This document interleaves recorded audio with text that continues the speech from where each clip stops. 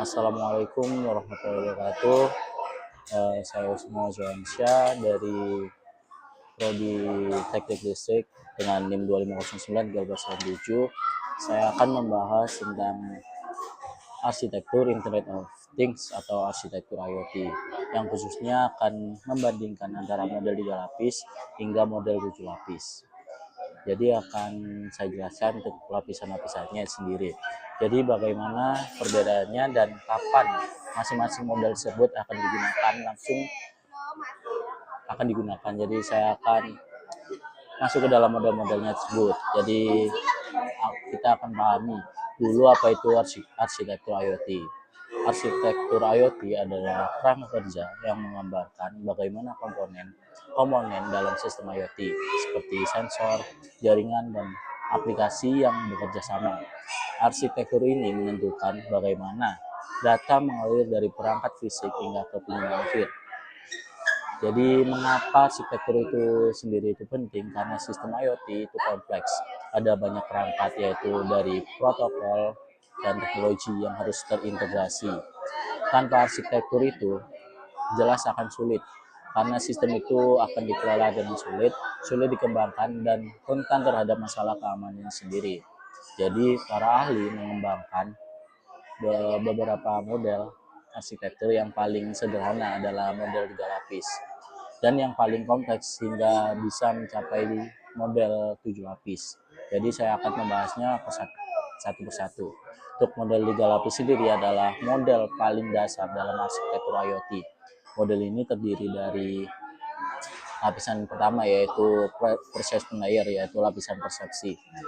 Lapisan ini adalah lapisan fisik yang berhubungan langsung dengan lingkungan. Di sini kita menemukan jadi ada sensor dan aktuator. Sensor itu sendiri bertugas mengumpulkan data dari lingkungan, misalnya suhu, kelembapan, atau gerakan. Sedangkan aktuator melakukan tindakan fisiknya. Jadi seperti menyalakan lampu, menggerakkan motor, dan untuk contohnya sendiri ada sensor suhu dari ruangan yang mengirim data ke sistem. Untuk lapisan kedua adalah network layer, yaitu lapisan jaringan. Lapisan ini akan bertugas mengirimkan data dari perangkat ke sistem pemrosesan. Data itu akan dikirim melalui berbagai teknologi. Jadi untuk komunikasi seperti Wi-Fi, Bluetooth, 4G, LoRa, atau Zigbee. Lapisan ini sendiri juga akan bertanggung jawab atas routing dan pengiriman data ke tujuan yang tepat. Jadi untuk lapisan selanjutnya adalah lapisan ketiga, application layer. Lapisan aplikasi. Ini adalah lapisan yang berinteraksi langsung dengan pengguna. Data yang sudah dikirim dan diproses akan ditampilkan dalam bentuk aplikasi. Contohnya sendiri adalah aplikasi mobile untuk memantau suhu ruangan, dashboard, smart farming, atau notifikasi dari smartwatch. Untuk kelebihannya model 3 lapis ini sendiri adalah sederhana dan mudah dipahami, cocok untuk pembelajaran dasar atau sistem IoT sederhana.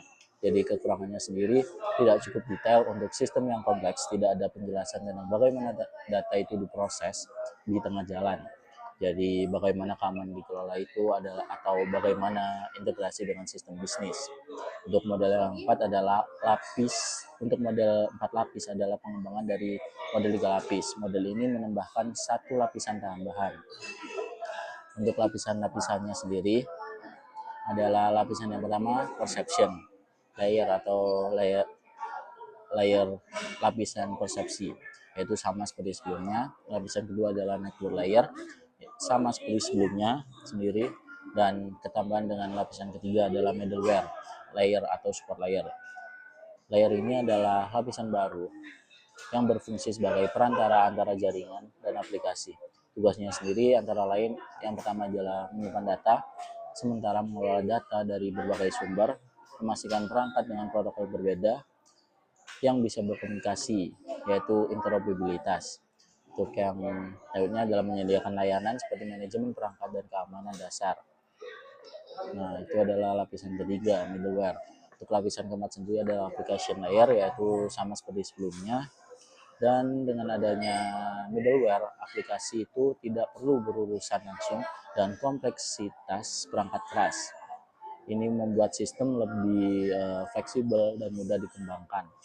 Untuk model yang kelima, lapis adalah model yang banyak digunakan dalam literatur, yaitu dalam literatur akademik, industri. Model ini membagi fungsi lebih rinci untuk lapisan-lapisannya sendiri. Untuk lapisan yang pertama adalah lapisan persepsi atau perception layer.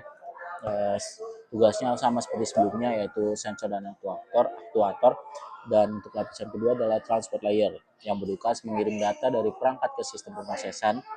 Ini mencakup dari gateway, protokol komunikasi, dan jaringan. Lapisan ini memastikan data sampai dengan andal. Untuk lapisan ketiga adalah processing layer yang tugasnya adalah memproses data. Data yang masuk akan diolah, dianalisis, dan disimpan. Pemrosesan bisa dilakukan di cloud atau di edge computing tergantung kebutuhan. Disinilah data dimulai dan dipahami sebelum dikirim ke aplikasi. Untuk lapisan keempat sendiri adalah application layer, lapisan yang menyediakan layanan spesifik untuk pengguna. Contohnya sendiri aplikasi monitoring pasien, sistem irigasi otomatis, atau dashboard industri. Untuk lapisan kelima adalah business layer. Inilah perbedaan utama dengan model-model sebelumnya. Lapisan bisnis mengelola keseluruhan sistem dari perspektif bisnis, yang fungsinya yang pertama adalah membuat diagram alur bisnis, yaitu menganalisis keuntungan dan efisiensi. Yang selanjutnya adalah menyusun laporan kinerja dan pengambilan keputusan strategis. Untuk yang selanjutnya sendiri, dengan lapisan ini IoT tidak hanya menjadi solusi teknis, tetapi juga alat untuk meningkatkan profitabilitas perusahaan. Jadi masuk ke dalam model yang lebih kompleks, yaitu model 6 dan 7 lapis. Model ini biasanya digunakan dalam sistem industri skala besar yang membutuhkan kontrol yang sangat ketat. Untuk model 6 lapis sendiri, model ini menambahkan lapisan keamanan atau lapisan manajemen yang terpisah, namun karena variasinya banyak, kita akan fokus ke model 7, yaitu lapis yang lebih dikenal. Jadi model 7 lapis sendiri sangat mirip dengan model OSI dalam jaringan komputer. Lapisan-lapisannya sendiri adalah, untuk lapisan yang pertama adalah physical layer, yaitu perangkat keras fisik yang di dalamnya ada sensor, aktuator, tag RFID, dan komponen elektronik lainnya. Untuk layer yang kedua adalah data link layer yang bertanggung jawab atas koneksi antar perangkat dalam satu jaringan lokal, mengatur pengalamatan fisik dan deteksi kesalahan. Untuk layer yang ketiga adalah network layer yang menangani routing dan pengiriman data antar jaringan yang berbeda. Protokol seperti IPv6 and 6LoWPAN sering digunakan dalam layer ini. Layer keempat adalah transport layer untuk memastikan data sampai dengan andal dan berurutan, yang fungsinya mengatur kontrol, aliran, dan koreksi kesalahan. Yang kelima adalah session layer, mengelola sesi komunikasi antar perangkat, membuat, memelihara, dan mengakhiri koneksi tersebut. Lapisan yang keenam adalah presentation layer, menangani format data, transkripsi, dan kompresi. Jadi tugasnya akan memastikan data itu sendiri dikirim dengan dan bisa dipahami oleh penerimanya sendiri. Untuk lapisan ke-7 adalah application layer, yaitu layer yang menggunakan antarmuka dengan pengguna akhir, yang berisi aplikasi-aplikasi spesifik seperti monitoring, kontrol, atau analisis. Jadi model ini sangat detail dan cocok untuk sistem yang membutuhkan keamanan tinggi, interoperabilitas, dan reliabilitas yang sangat maksimal. Jadi semua model ini akan saya bandingkan. Untuk model 3 lapisnya sendiri, lapisannya perception network. Lapisannya sendiri ada perception network application, jadi cocok untuk pembelajaran dasar sistem sederhana. Untuk kelebihannya sendiri mudah dipahami, dan kekurangannya sendiri kurang detail atau tidak ada middleware atau aspek bisnis.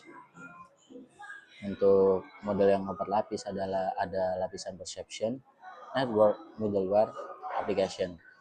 Untuk karena sistem ini sangat cocok jadi sistem skala menengah. Kelebihannya sendiri ada middleware untuk interoperabilitas. Kekurangannya adalah belum menyentuh aspek bisnis. Dan selanjutnya ada 5 lapis.